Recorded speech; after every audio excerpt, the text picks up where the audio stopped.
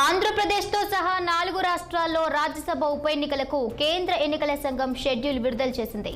ఆంధ్రప్రదేశ్లో 3, ఒడిశా, బెంగాల్, హర్యానా రాష్ట్రాల్లో ఒక్కో స్థానానికి ఉప ఎన్నిక జరగనుంది. డిసెంబర్ 3న నోటిఫికేషన్ విడుదల కానుంది. నామినేషన్ల స్వీకరణకు డిసెంబర్ 10ని తుది గడువుగా ఈసీ నిర్ణయించింది. డిసెంబర్ 11న నామినేషన్ల పరిశీలన, 13వ తేదీ వరకు ఉపసంహరణకు ఈసీ అవకాశం కల్పించింది. డిసెంబర్ 20న ఉదయం 9 గంటల నుంచి సాయంత్రం 4 గంటల వరకు పోలింగ్, అదే రోజు 5 గంటల నుంచి లెక్కింపు ఉంటుంది. ఆంధ్రప్రదేశ్లో రాజ్యసభ సభ్యులు మోపిదేవి వెంకటరమణ, బీద మస్తాన్ రావు, ఆర్ కృష్ణయ్యల రాజీనామాతో ఉప ఎన్నికల అనివార్యమైంది. ఇక దీనిపై మరింత సమాచారం మా ఢిల్లీ బ్యూరో చీఫ్ అశోక్ అందిస్తారు. అశోక్.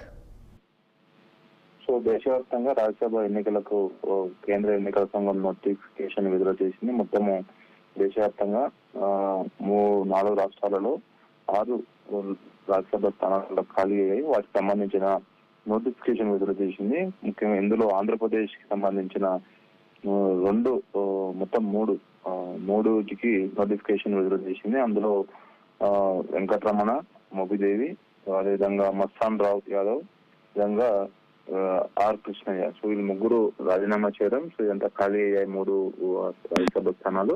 సో వాటికి ఎలక్షన్స్ నిర్వహిస్తుంది కేంద్ర ఎన్నికల సంఘం. అదేవిధంగా ఒడిశా నుంచి సుజీత్ కుమార్, అదేవిధంగా వెస్ట్ బెంగాల్ నుంచి జవహర్, విధంగా హర్యానా నుంచి కృష్ణలాల్ పన్వార్. సో వీళ్ళు కూడా రాజీనామా వాళ్ళ టర్మ్ అయిపోయిన నేపథ్యంలో వాళ్ళ స్థానాల్లో కొత్త వారిని ఎన్నుకునే అవకాశం ఉంది కాబట్టి వాటికి సంబంధించిన నోటిఫికేషన్ చేసింది.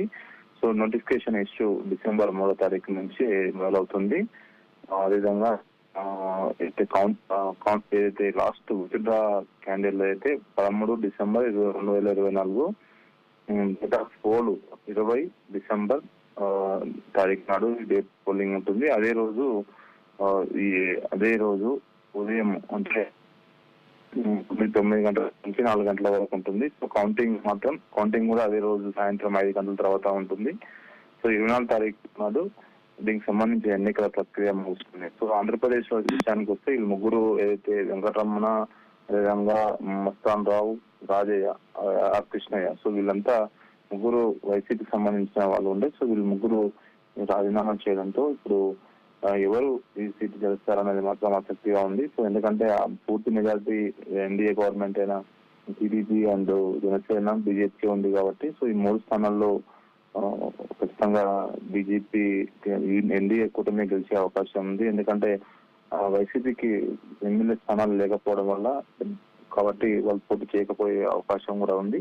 సో ఓవరాల్ గా 20 తారీఖు ఎలక్షన్, 20 తారీఖు సాయంత్రం దీనికి సంబంధించిన కౌంటింగ్ ఉంటుంది.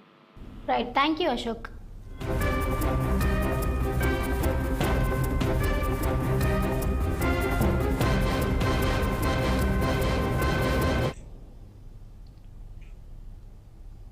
సినీ